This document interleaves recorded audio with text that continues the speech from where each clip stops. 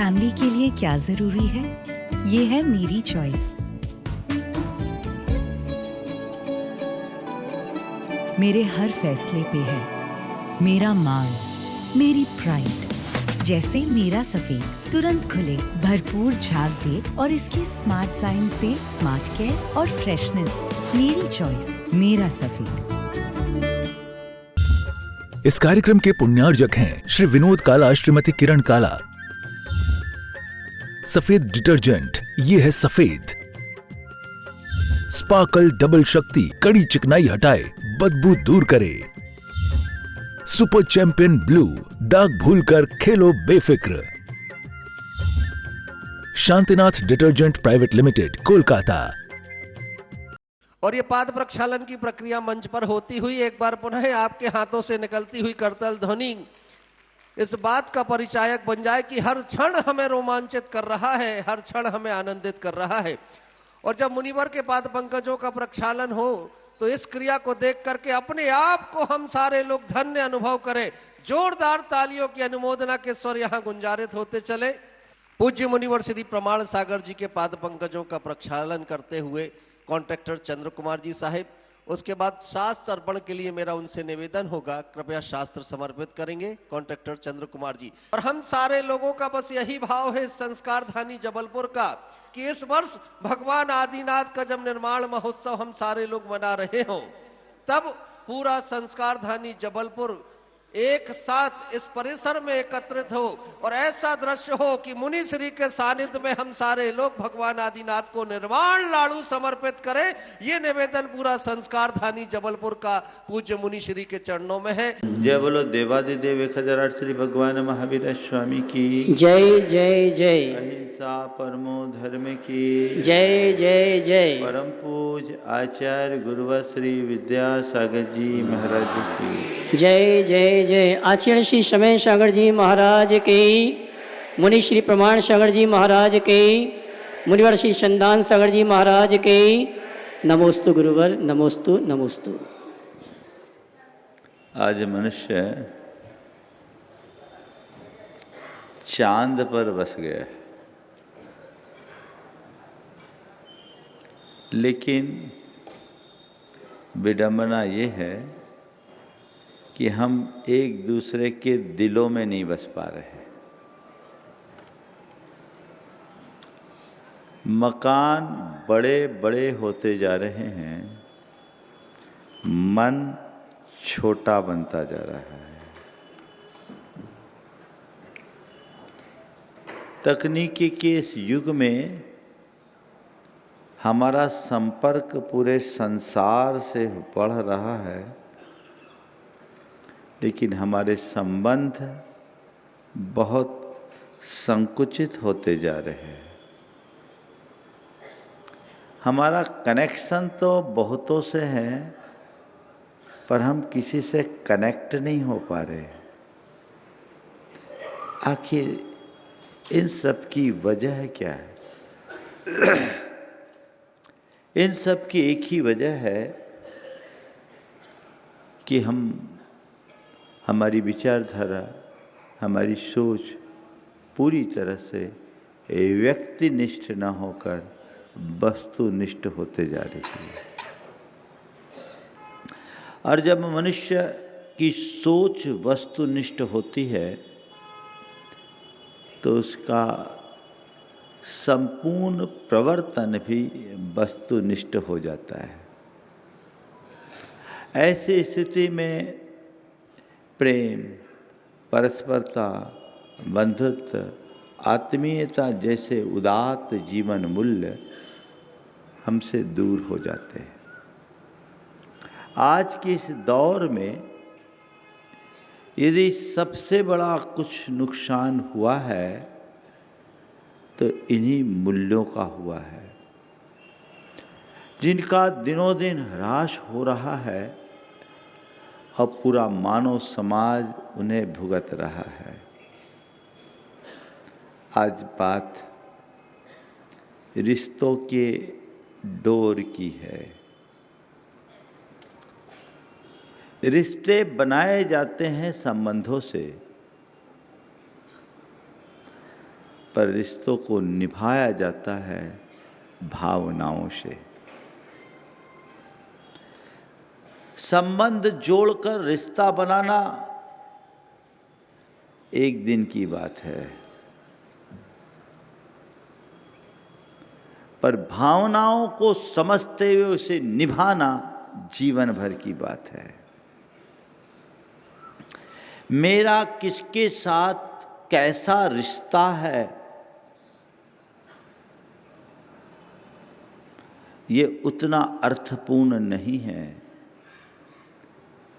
किसके प्रति मेरी कैसी भावना है, ये ज़्यादा महत्वपूर्ण है। कई बार ऐसा देखने में भी आता है कि जिनके साथ खून के रिश्ते हैं वे ही एक दूसरे का खून कर देते हैं, और कई ऐसे लोग जिनका कोई ब्लड रिलेशन नहीं पर वे एक दूसरे पर जान छिड़कने को तैयार हो जाते हैं। कोई खून का रिश्ता होने पर भी खून कर रहा है और कोई रिश्ता न होने पर भी जान छिड़क रहा है। इसकी जड़ क्या है?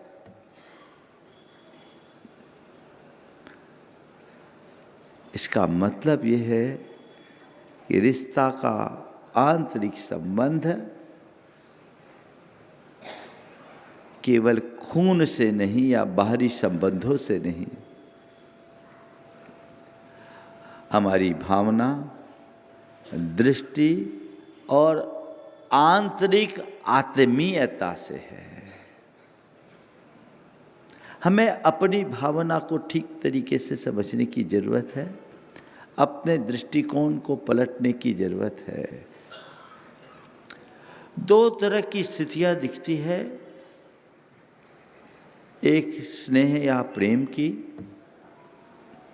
दूसरी अपेक्षा की। एक दृष्टि है उसे मेरी कद्र करनी चाहिए, उसको मेरा ख्याल रखना चाहिए, उसे मेरी इच्छा पूरी करनी चाहिए। और एक दृष्टि है मुझे सामने वाले की कद्र करनी चाहिए, मुझे उसकी भावना का ख्याल रखना है, मुझे उसके मनोभावों का ध्यान रखना है। दोनों अलग अलग चीज़ें हैं। अपने मन से पूछिए, एक नंबर में है कि दो नंबर में है?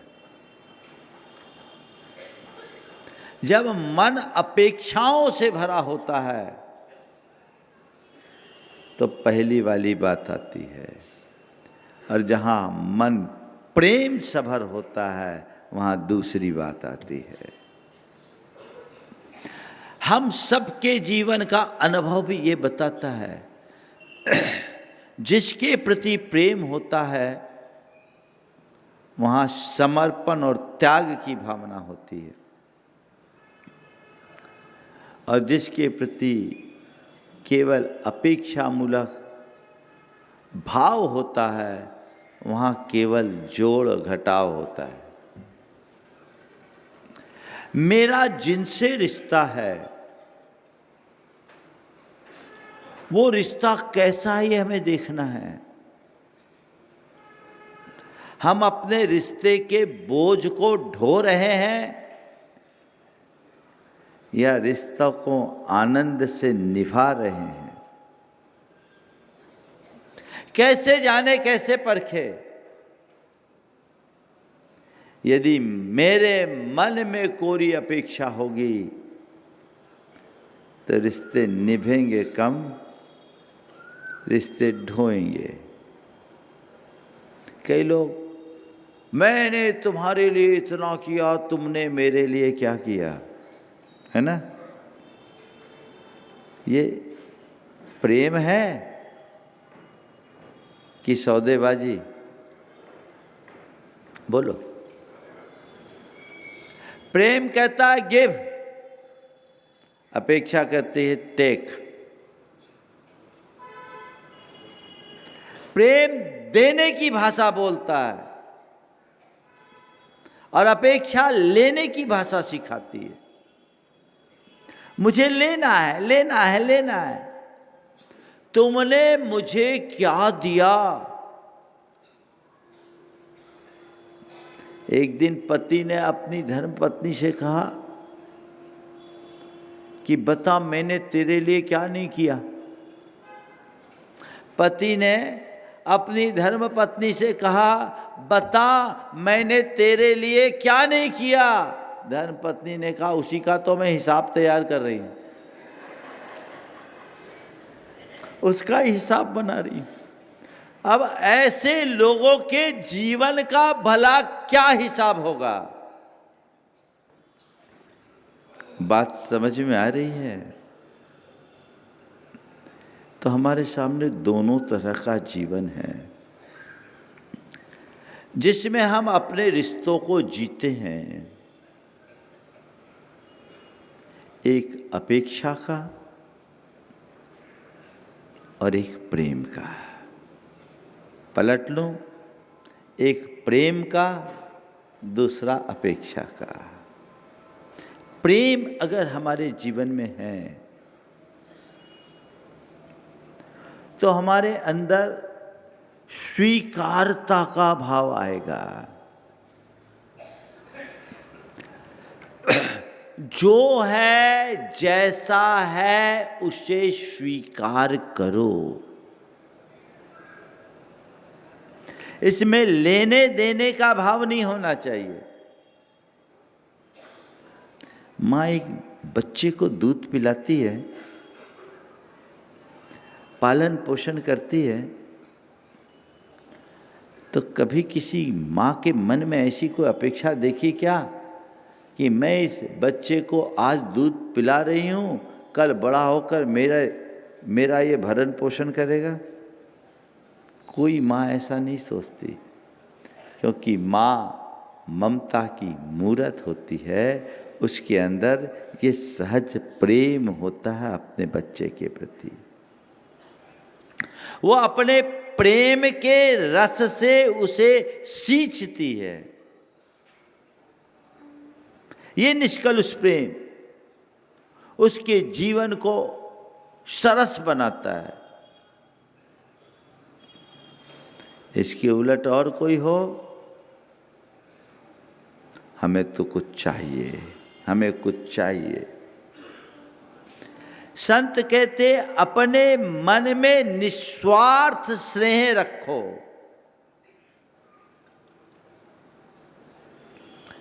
परिवार के मध्य जब स्वार्थ का खिंचाव आता है, रिश्ता टूट जाता है। स्वीकार्यता घटती है, रिश्ता टूट जाता है। 4 बातें आज आप सबसे कहूँगा। पहली बात, निस्वार्थ स्नेह। दूसरी बात, स्वीकार्यता। तीसरी बात, स्नेहिल संवाद। और चौथी बात, सबका समादर। ये 4 बातें यदि जीवन में घट जाए तो हमारा जीवन अपेक्षा मुक्त होकर प्रेम से भरेगा। किसी के साथ जब हमारा कोई रिश्ता नाता बन रहा है तो उसके मध्य स्वार्थ को आगे न आने दें, सहज रूप से करें। जैसे दीपक उजाला देता है, सब तरफ उजाला फैलाता है, उसका काम उजाला फैलाना, फैला दिया। ऐसे ही हमारा काम है प्रेम देना, तो प्रेम सबर रहना, प्रेम को महत्व देना, बाकी चीज़ों को गौण कर देना। आज आप देख लीजिए आपका जिनके साथ प्रेम है वो प्रेम कहीं ना कहीं किसी न किसी प्रकार के स्वार्थ को लेकर के है या स्वार्थ से मुक्त है। चाहे पिता पुत्र का संबंध हो, चाहे माँ बेटे का संबंध हो, चाहे पति पत्नी का संबंध हो, चाहे भाई भाई का संबंध हो। बोलो, पिता का पुत्र के प्रति प्रेम तभी तक दिखता है जब तक पिता की अपेक्षाओं में खरा उतरता है।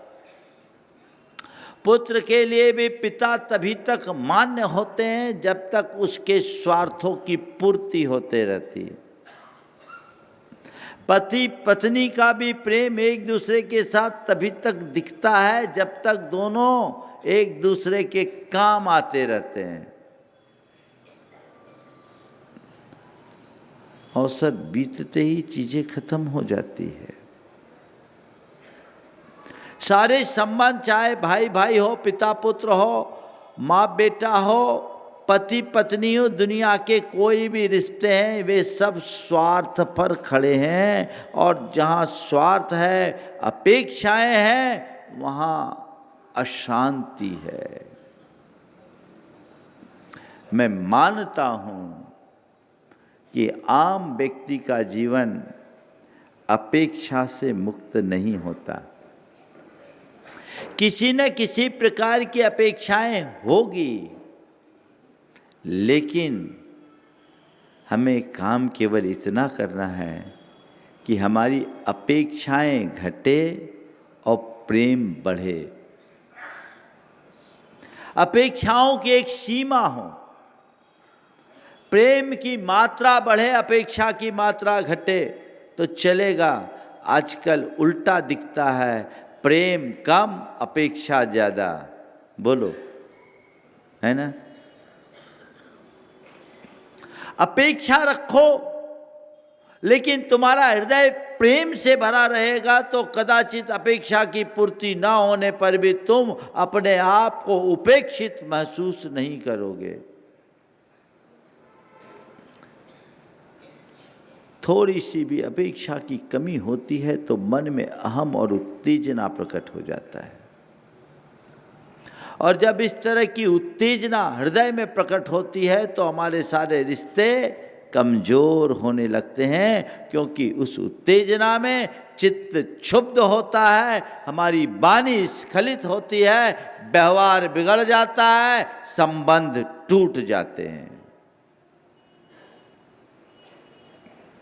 यहाँ अपना दृष्टिकोण स्पष्ट रखना चाहिए। मैं सामने वाले के लिए इतना कर रहा हूं, इसके बदले में वो मुझसे इतना करे। ये लेन देन का व्यापार है। परिवार परिवार है, वो बाजार नहीं। इस बात का हमें ध्यान रखना चाहिए।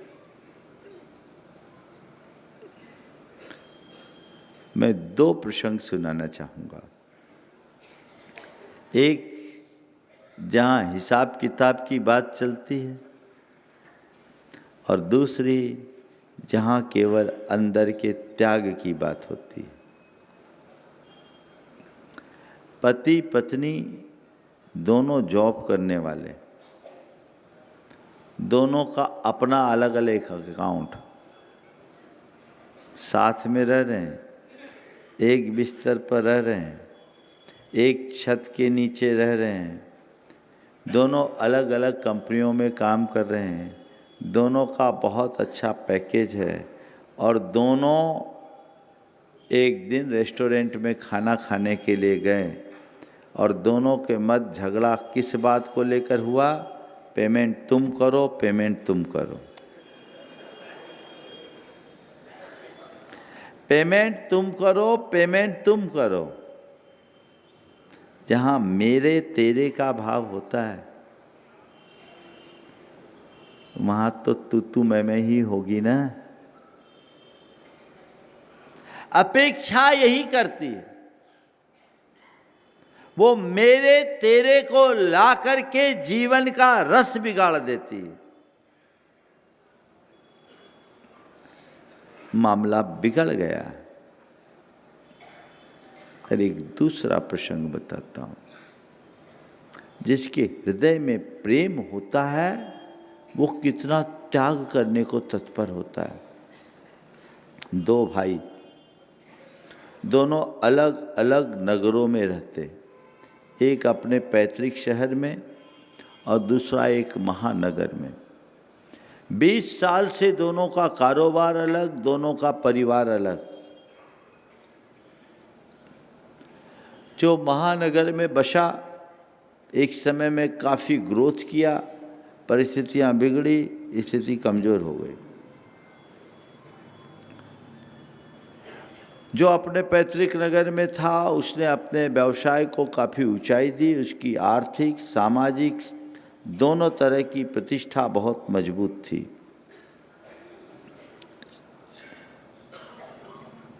महानगर वाले भाई के बेटी का संबंध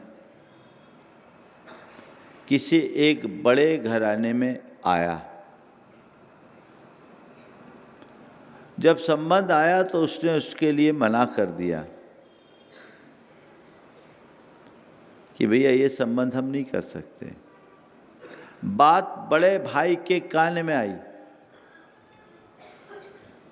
बड़े भाई ने छोटे भाई को फोन पर पूछा, क्यों, मैंने सुना है अमुक घर से तुम्हारे यहाँ संबंध आया है और तुमने मना कर दिया। बोला भैया हाँ, संबंध तो आया, बाकी सब चीज़ें ठीक है, लेकिन वो इतना बड़ा परिवार और हमारी वैसी फाइनेंशियल पोजीशन नहीं, हम उस घर में अपनी बेटी दे कैसे सकते। बड़े भाई ने छोटे भाई को संबोधते हुए कहा कि अरे इतनी सी बात थी तो तू मुझे तो कह सकता था। क्या तेरी बेटी मेरी बेटी नहीं है? इतना अच्छा संबंध तूने मुझसे पूछे बिना नकार क्यों दिया? तुझे कम से कम एक बार मुझसे बात तो करनी थी। तू चिंता मत कर, बात करता हूं, और अब ये संबंध तू नहीं करेगा, मैं करूंगा। तू नहीं करेगा, मैं करूंगा। अब वो केवल तेरी बेटी नहीं है, मेरी बेटी। उसने सामने वालों से बात की, संबंध तय हुआ। अपना घर छोड़कर 20 दिन तक वो खुद वहाँ गया, सारा मोर्चा संभाला और आलीशान तरीके, शानदार तरीके से उसने उस विवाह को संपन्न किया। छोटे भाई को कुछ आभास भी नहीं होने दिया कि ये सब कैसे हो गया। छोटा भाई तो चरणों में गिर पड़ा। जब ये बड़े भाई ने काम किया तो उसकी धर्म पत्नी को थोड़ा सा अच्छा नहीं लगा। उसने अपने पति को टोका भी कि क्या ज़रूरत है इतना सब कुछ करने की, वो इतने सालों से अलग रह रहे हैं, हमारा उनका कोई लेन देन नहीं है, फिर ये सब चेक करने की क्या मतलब है, आप इतने आगे आकर क्यों होते हैं। जैसा होता है आप लोगों को ऐसा प्रवचन कई बार सुनना पड़ता है। उसके साथ भी ऐसा हुआ, लेकिन उसने अपनी धर्मपत्नी से केवल इतना ही कहा कि मैं महाराज का प्रवचन सुनता हूँ और मैं वही कर रहा हूँ जो मुझे करना चाहिए, तू अपना प्रवचन मुझे मत सुना। मैं महाराज का प्रवचन सुनता हूँ और मैं वही कर रहा हूँ जो मुझे करना चाहिए, तू मुझे अपना प्रवचन न सुना, मत सुना। उसने पूरा संबंध किया। उसके बाद कोई 3-4 महीने बाद उसकी धर्मपत्नी की तबीयत कुछ गड़बड़ाई। उसे इलाज के लिए वहाँ जाना पड़ा महानगर में। और जब वहाँ से लौट कर वो आई तो आकर के रोते हुए उसने कहा, महाराज जी हमने अब जाना कि प्रेम का मूल्य क्या होता है। पूरा वाकया सुनाया कि जब ये कर रहे थे तो मुझे अखर रहा था कि ये क्यों कर रहे हैं, पर इनके आगे मेरी चलती नहीं तो मैं अपना मुंह बंद करके रखी, लेकिन मुझे बहुत अखरा था। लेकिन महाराज मैं बीमार हुई और लगभग 15-20 दिन तक पूरे परिवार ने मेरी जो सेवा की, महाराज मुझे लगता है कि करोड़ों रुपया दे करके भी वो सब प्राप्त नहीं किया जा सकता था जो आज हुआ। आज उनकी संबंध इतने मधुर है कि पूछे नहीं। एक दूसरे पर जान छिड़कने को लोग तैयार हैं। है ऐसे उदाहरण आज बहुत थोड़े मिलेंगे। एक दूसरा उदाहरण भी सुना देता हूँ। मैं कोई कथा कहानी नहीं सुनाता, मैं तो जो आप लोगों के मध्य घटता उसकी ही बात करता हूँ। दो भाई दो अलग अलग रह रहे थे। एक भाई ने शेयर बाजार में रुपया लगाकर भारी नुकसान कर दिया। बड़े भाई को मालूम पड़ा, लेनदार खड़े हैं और किसी के कान माध्यम से उसे ये पता लग गया कि छोटे भाई की स्थिति बड़ी विचित्र बन गई है, वो कुछ भी कर सकता है। बड़े भाई की धर्म पत्नी को जब ये पता लगा, उसने अपने पति देव से कहा, आज अपने पास सब कुछ है, भैया परेशानी में हैं, हमें चलकर उनकी मदद करनी चाहिए। पत्नी से प्रेरणा पाकर पति बड़ा प्रमुदित हुआ। उसने कहा, बिल्कुल तुमने ठीक कहा, मेरे मन में भी ये भाव आ रहा था, अच्छा हुआ तुमने मुझे प्रेरित किया। दोनों घर से निकले, कुछ रुपए की व्यवस्था की और बिना पूर्व सूचना के पति पत्नी दोनों अपने छोटे भाई के घर पहुंच गए। घर पहुंचने पर अचानक जैसे बड़े भैया और भाभी को देखा तो सामने वाला एकदम असहज हो गया। उसे लगा अब तो भंडाफोड़ हो जाएगा, इनको भी सब पता लग जाएगा। वो किसी भी तरीके से घर की प्रतिष्ठा को ढाके हुए था। भाई अंदर गया, नित्य क्रियाओं से निवृत्त होने के बाद भाई को बुलाया, उससे पूछा, तुम्हारा कैसा चल रहा है? जैसा है कि अमूमन होता है। उसने कहा, सब कुछ ठीक है भैया, कोई दिक्कत नहीं। बोले, मेरे सामने झूठ बोलने की ज़रूरत नहीं, तेरी शक्ल बता रही कि तेरी स्थिति क्या है। मैं बातें बनाने के लिए यहाँ नहीं आया हूँ, मैं तुमसे कह रहा हूँ कि तुम्हारे साथ जो तुम्हारी स्थिति है तुम मुझे आज बताओ। भाई के आग्रह पर धीरे धीरे वो खुला, पूरी बातें बताई। भाई ने एक कागज पेन लिया, सबको नोट किया।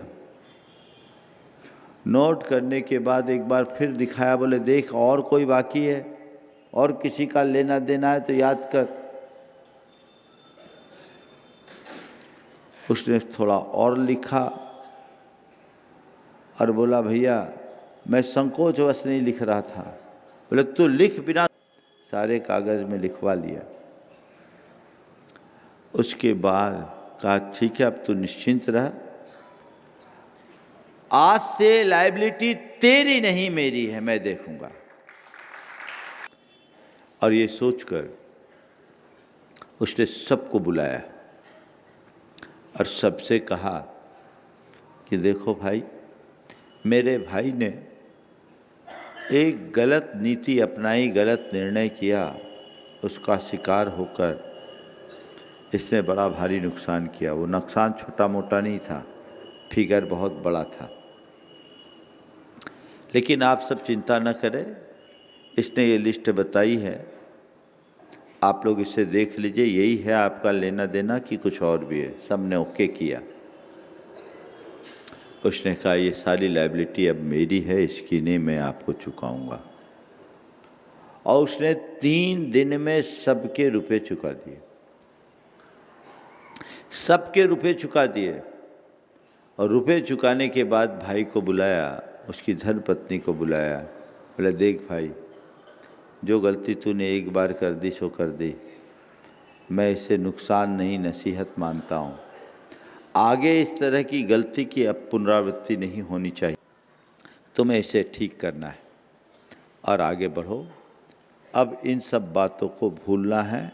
और उस व्यक्ति के लिए उसने कहा, मैंने तुम्हारे लिए इस प्रकार के व्यापार का मन बनाया, अब तुम्हें ये लाइन देखना है। उन्हें एक नया कारोबार दिलाया, अपने खुद कुछ दिन रहा, उसको सेट किया और आज वो भाई खड़ा है। और जब ये काम पूरा किए तो पति पत्नी दोनों मेरे पास में, उन दिनों उदयपुर में था, दोनों आए, बोले महाराज जी, हम लोगों ने अभी आपके प्रवचनों से प्रेरित होकर के ये कार्य किया है, आप हमें आशीर्वाद दीजिए। हो सकता है वो भी ये प्रवचन सुन रहे होंगे। अब नाम मैं नहीं लेता क्योंकि नाम लेने से लोगों को बड़ी दुविधाएं हो जाती हैं, लेकिन ऐसा भी लोगों के जीवन में है।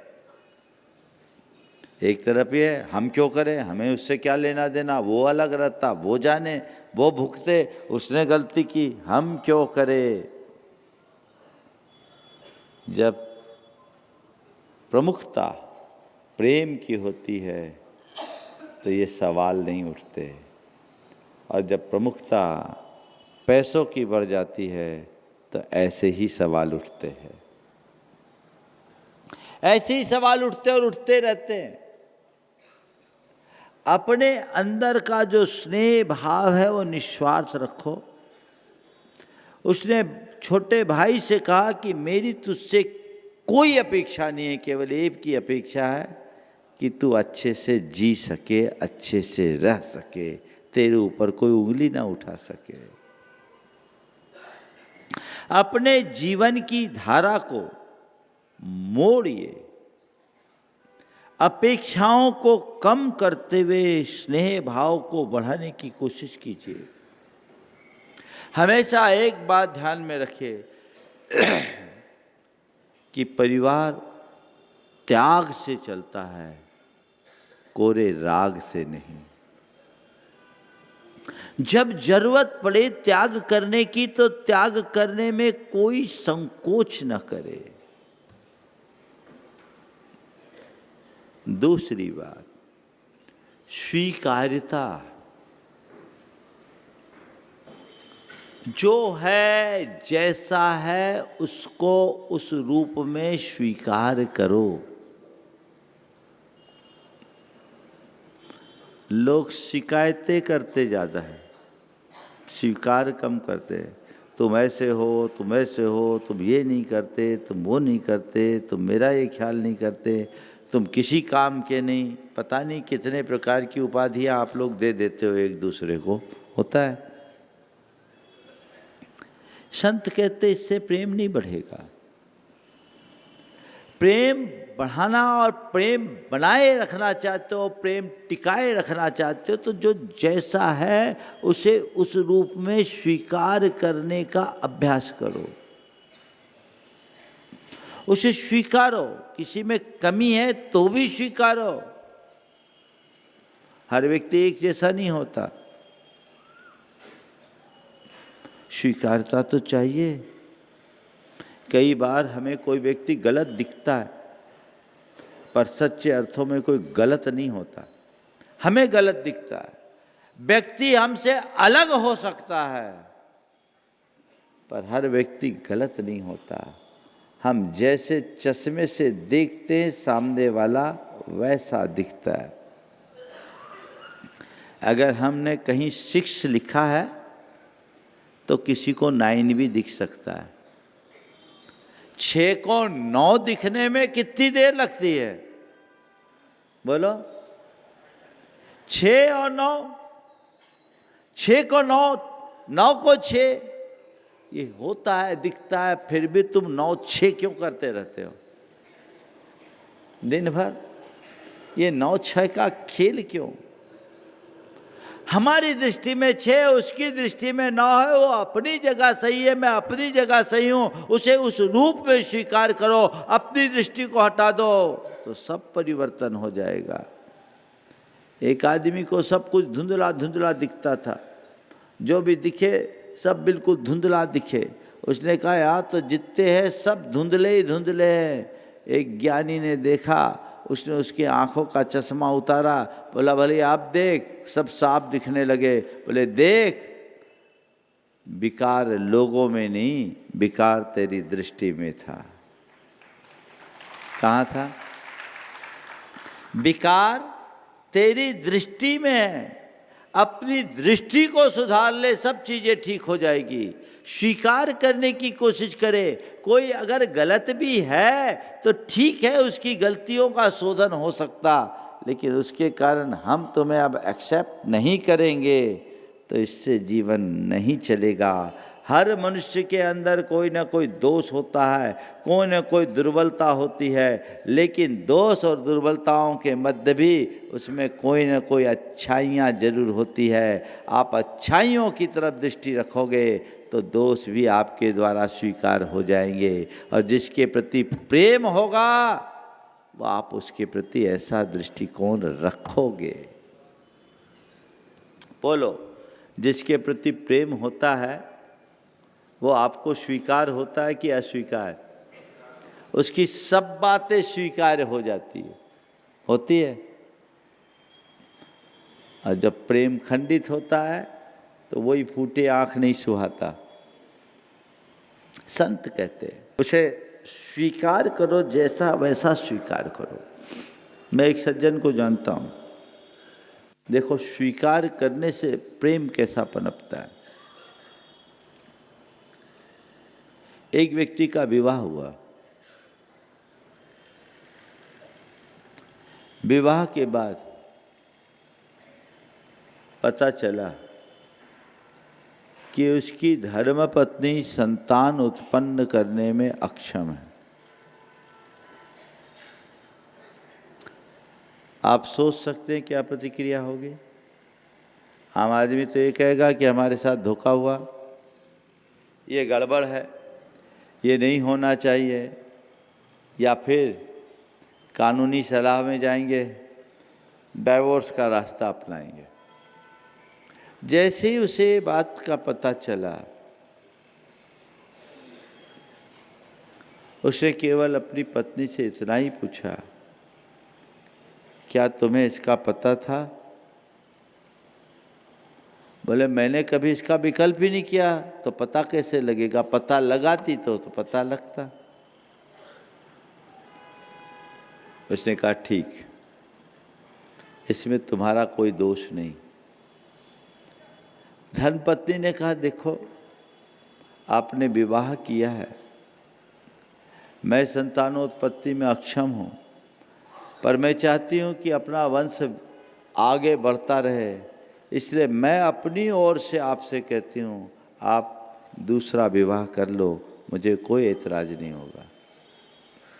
आप दूसरा विवाह कर लो, मुझे कोई एतराज़ नहीं है। मैं चाहती हूँ कि आप कहो करो और मेरे कहने से विवाह करो। पति ने कहा नहीं, हमें अब इसकी ज़रूरत नहीं है, बल्कि तुम्हारी बात के बाद मैं एक और निर्णय पर पहुँचा हूँ कि अब हम दूसरा विवाह तो करेंगे ही नहीं, लेकिन हमने अब ये सोचा है कि विधि के विधान ने जब हम दोनों का ऐसा योग बनाया है तो क्यों ना आज से हम दोनों ब्रह्मचर्य के साथ जिए। और आज भी वो दोनों लगभग 20 साल हो गए मेरे संपर्क में हैं, दोनों ब्रह्मचर्य के साथ जीवन जी रहे हैं। संतान भी नहीं है, संतान की अपेक्षा भी नहीं है। बोले ठीक है, माता पिता जब तक हैं तब तक हम उनकी सेवा करने के लिए घर में रहेंगे। जिस दिन उनका कर्तव्य पूर्ण होगा हम मोक्ष मार्ग प्रशस्त करेंगे।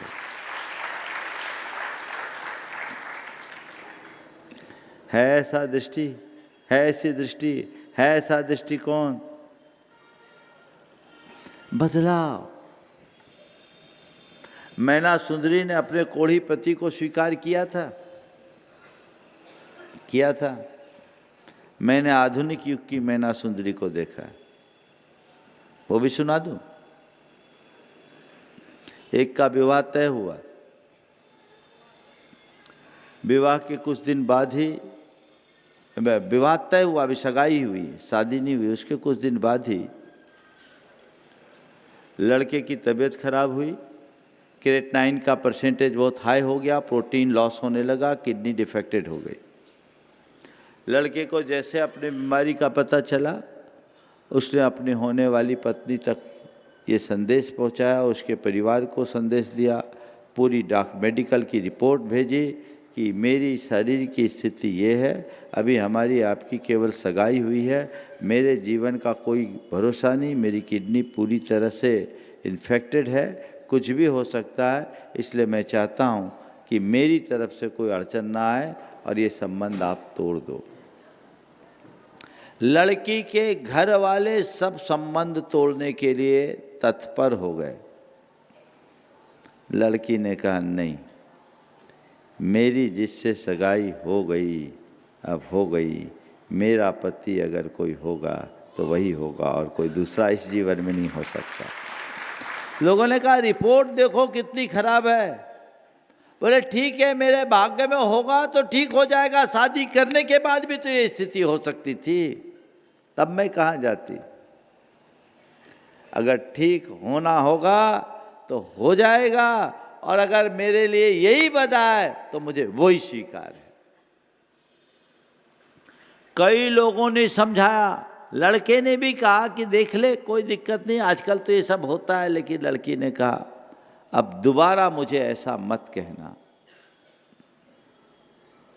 तो लड़के ने भी कहा ठीक है, तू अगर ऐसा कह रही है तो मैं भी एक शर्त रखता हूँ, जब तक मैं पूरी तरह ठीक नहीं होऊंगा तब तक शादी नहीं करूँगा, किसी से भी नहीं।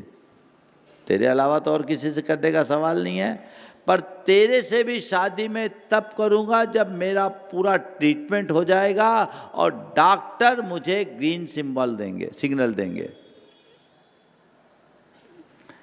3 साल इलाज हुआ, वो लड़का पूरी तरह स्वस्थ हो गया और आज विवाह हो गया। और इसको ये घटना 2012 की है, 2026 आज अपने बच्चे पाल रहे, देश विदेश में घूम रहे हैं।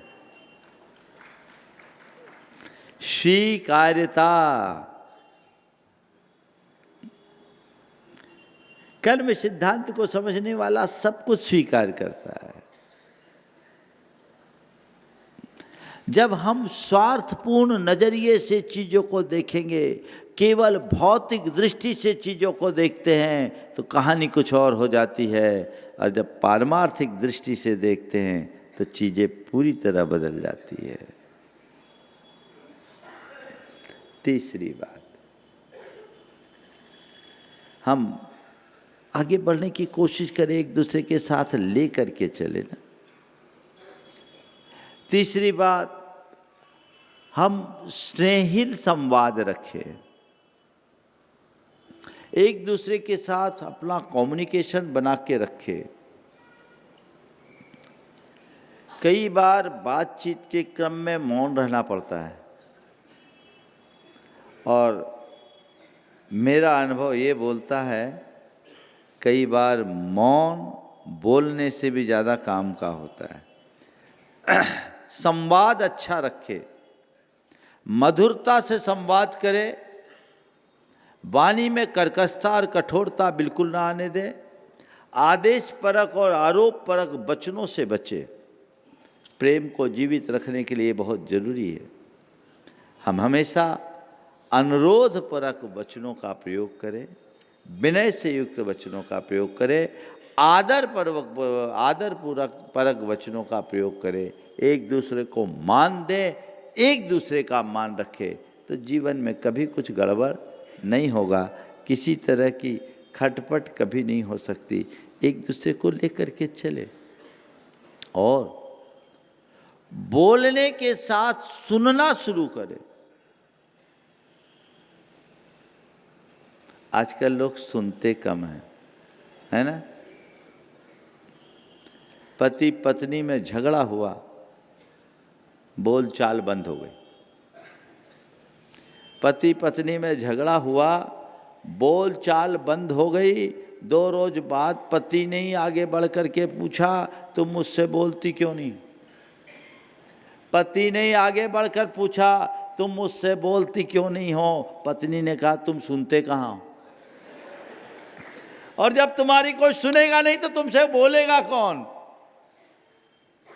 समझ रहे बात को?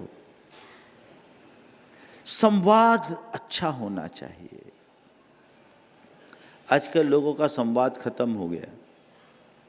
एक दूसरे से बातचीत बहुत कम होती है, एक दूसरे के साथ भले रहते हैं। आजू बाजू में भी बैठे रहेंगे तो सब अपने मोबाइल में रील स्क्रॉल करते रहेंगे, व्हाट्सएप चलाते रहेंगे, सोशल मीडिया में उलझते रहेंगे। एक दूसरे से बातचीत करने की बात ही नहीं होती।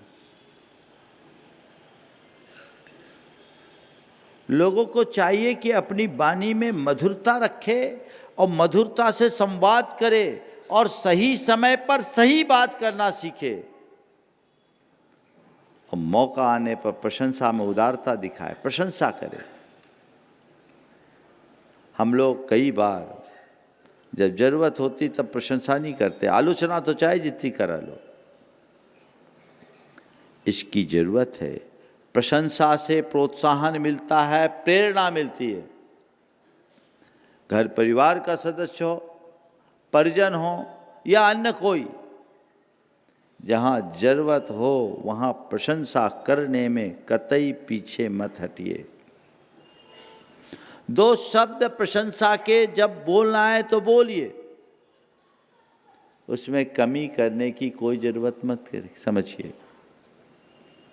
और संवाद कीजिए, विवाद नहीं। बात है, बस बात करिए। आजकल संवाद कम, विवाद ज़्यादा होता। संवाद और विवाद में क्या अंतर है मालूम? कौन सही ये सवाल आएगा तो विवाद होगा, और क्या सही ये बात आएगी तो संवाद आएगा। क्या सही इसको देखो ना, कौन सही क्यों देखते हो? अब बताओ आप लोगों के साथ क्या होता है? क्या सही, या थोड़ा फिर से बोलो, कौन सही? मैं सही कि तू सही? ये चक्कर ही क्यों? संवादात्मक संबंध होना चाहिए, विवाद उत्पन्न ही नहीं होना चाहिए। और थोड़ा सा दृष्टिकोण उदार होना तो विवाद कभी होगा ही नहीं, झगड़े ही खत्म हो जाएंगे। पिता पुत्र एक थाली में खाना खाते थे, बेटा नाराज हो गया और उसने एक दिन अपने पिता से कहा, पिताजी कल से मैं आपके साथ खाना नहीं खाऊंगा। पिता पुत्र दोनों एक साथ खाना खाते थे, एक थाली में खाना खाते थे, किसी बात पर बेटा नाराज हो गया, उसने कहा पिताजी कल से मैं आपके साथ खाना नहीं खाऊंगा। पिता ने कहा कोई बात नहीं है बेटा, तू मेरे साथ नहीं खाना चाहता तो मत खाना, मैं तेरे साथ खा लूँगा। इतना ही तो करना है। बोलो, प्रेम यही तो कराता है, मैं तेरे साथ खा लूँगा। लेकिन ये सब कब होगा? जब अंदर से अहम का विसर्जन होगा। अपने संबंधों में अहम को आड़े ना आने दे। अपेक्षा अहम का विस्तार करती है और अहम सदैव अपनी अपेक्षा की पूर्ति के लिए उतावला होता है। अहंकार को अपने संबंधों के बीच ना आने दें। छोटी छोटी बातों में अहम आ जाता है, मैं क्यों झुकूं, मैं क्यों झुकूं। अहंकार की सबसे बड़ी विशेषता यह है कि अहंकारी टूटने को तैयार हो जाता है, झुकने को तैयार नहीं होता। वो अपने तरीके से अपेक्षाओं का सृजन करता है और वहां मामला गड़बड़ हो जाता है। पति पत्नी में किसी बात को लेकर विवाद हुआ, दोनों की बोलचाल बंद हो गई। घटना पुराने जमाने की है। अब एक दिन पति को सवेरे से किसी जरूरी मीटिंग में जाना था। 5 बजे सवेरे ट्रेन पकड़नी थी। भाई साहब की उठने की आदत 7 बजे की है। अलार्म की कोई सुविधा थी नहीं। अब पत्नी के सहयोग के बिना 4 बजे उठे तब तो 5 बजे की ट्रेन पकड़े, तो 4 बजे उठना संभव नहीं। अब पत्नी से कैसे बोले? दिमाग लगाया, एक पर्ची लिख के रख दिया पत्नी के तकिया के ऊपर कि सवेरे 5 बजे ट्रेन पकड़नी है, कृपया 4 बजे उठा देना। सुबह हुई, भाई साहब उठे, घड़ी में देखे तो ठीक 7 बज गए। घड़ी में 7 बजे अब चिल्लाना और बड़बड़ाना शुरू कर दिया। कितना बड़ा नुकसान हो गया, कितनी अर्जेंट मीटिंग थी, कुछ भी ध्यान नहीं दिया, सब नुकसान हो गया। कहा था जल्दी उठा देना, ध्यान ही नहीं दिया, बड़बड़ा रहा था। और गुस्से में उसने तकिए को उठा के फेंका तो तकिया के नीचे एक पर्ची लिखी थी। तकिया के नीचे एक पर्ची रखी थी, उसमें लिखा था 4 बज गए हैं, कृपया उठ जाइए।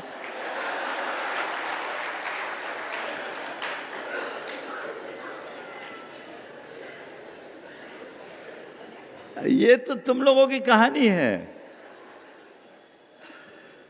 इस खींचातानी में काम नहीं होगा। तुलना से बचिए। अपेक्षाओं के साथ तुलना होती है।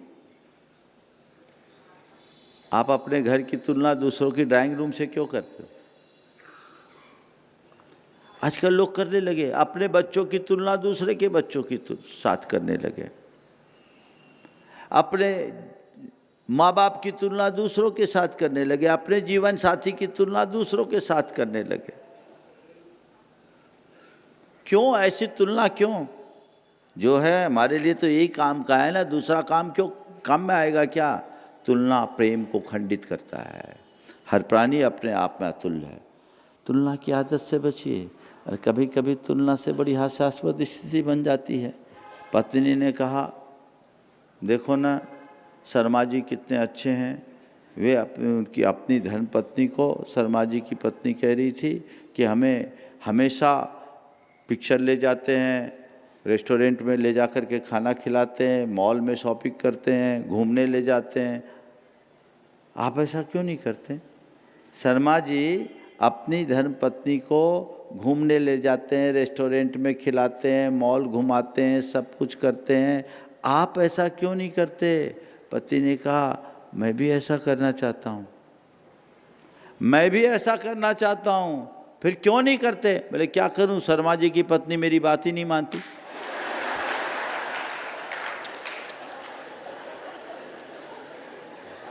अब क्या करें?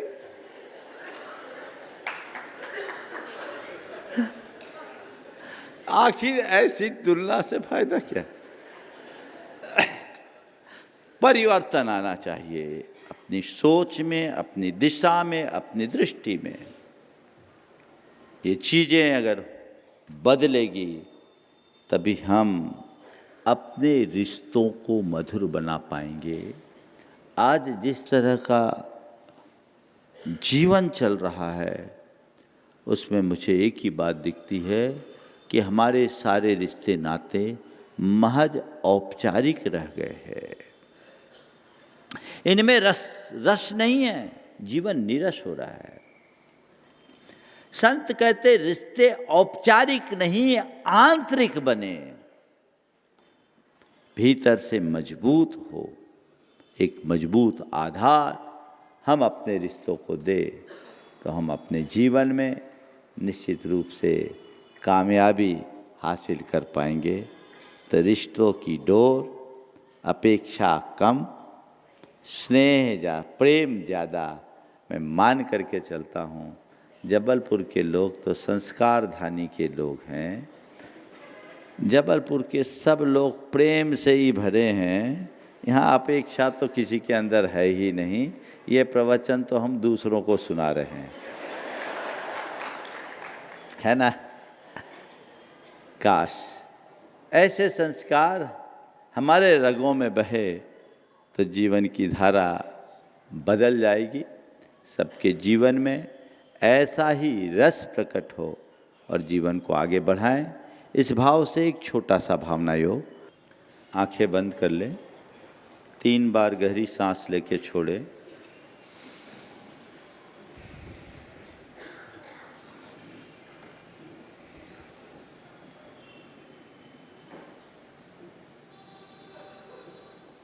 प्रभु की उपस्थिति का एहसास करते हुए प्रभु के चरणों में नमन वंदन करें। हे प्रभु, आपके चरणों में कोटि कोटि वंदन, कोटि कोटि आभार। हे प्रभु, आपकी कृपा से मुझे जीवन का यह नया दिन मिला। मुझे ऐसी दृष्टि दे कि आज के इस दिन को अच्छा दिन बना सकूं। हे प्रभु, मेरे मन में सात्विक स्नेह की अभिव्यक्ति हो। मेरा हृदय प्रेम से भरा हो। मेरी अपेक्षाएं मंद हो। मैं अपेक्षा मुक्त जीवन जीने का अभ्यासी बन सकूं। मैं सबसे घुल मिल कर रह सकूं। मेरे संबंध प्रेम पूर्ण हो। मेरे संवाद मधुरता से भरे हो। मैं सबका सम्मान कर सकूं। सबके प्रति आदर का भाव रख सकूं। ऐसी दृष्टि मुझे दे दो। हे प्रभु, बीते दिन में मैंने न जाने कितनी बार अपनी अपेक्षाओं की पूर्ति के लिए औरों के प्रति क्षोभपूर्ण व्यवहार किया, उनकी उपेक्षा की, उन्हें नीचा दिखाने का प्रयास किया। इसका मुझे घोर पश्चाताप है। मैं उसकी निंदा करता हूँ और उसका परित्याग करता हूँ। हे प्रभु, अपनी अपेक्षाओं की पूर्ति न होने से मैंने अपने मन को उपेक्षित महसूस किया। अपने चित्त को मलिन किया। मन में द्वेष और दुर्भावना उत्पन्न की। उसका मुझे घोर पश्चाताप है। मैं उसकी निंदा करता हूँ और उनका परित्याग करता हूँ। हे प्रभु, मेरी प्रतिक्रियाओं से जिस किसी का भी दिल दुखा हो, कष्ट पहुंचा हो, उन सभी से मैं हृदय से क्षमा मांगता हूँ। अपनी ओर से क्षमा करता हूँ। वे भी मुझे क्षमा करे। आज मैं ये संकल्प लेता हूँ कि अपने रिश्तों में प्रेम को प्रमुखता दूंगा। अपेक्षाओं को कम करूंगा। मैं प्रेम पूर्ण जीवन जीऊंगा। अपेक्षा मुक्त जीवन जीऊंगा। मैं प्रेम सभर रहूंगा। अपेक्षा मुक्त रहूँगा। हे प्रभु, मेरा हृदय मैत्री और प्रेम से भरा है। मैं सहज हूँ, मैं सहज हूँ, मैं सहज हूँ, मैं सहज हूँ, मैं शांत हूँ, मैं शांत हूँ, मैं शांत हूँ, मैं शांत हूँ, मैं सकारात्मक हूँ, मैं सकारात्मक हूँ, मैं सकारात्मक हूँ, मैं सकारात्मक हूँ। सहजो हम, सहजो हम, सहजो हम, सहजो हम, शांतो हम, शांतो हम, शांतो हम, शांतो हम, सो हम, सो हम, सो हम, सो हम, सो हम, सो हम, सो हम, सो हम,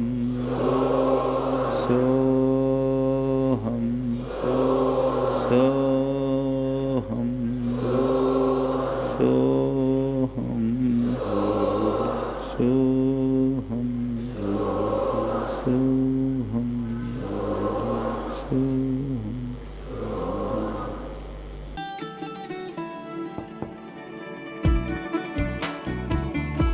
फैमिली के लिए क्या जरूरी है, ये है मेरी चॉइस।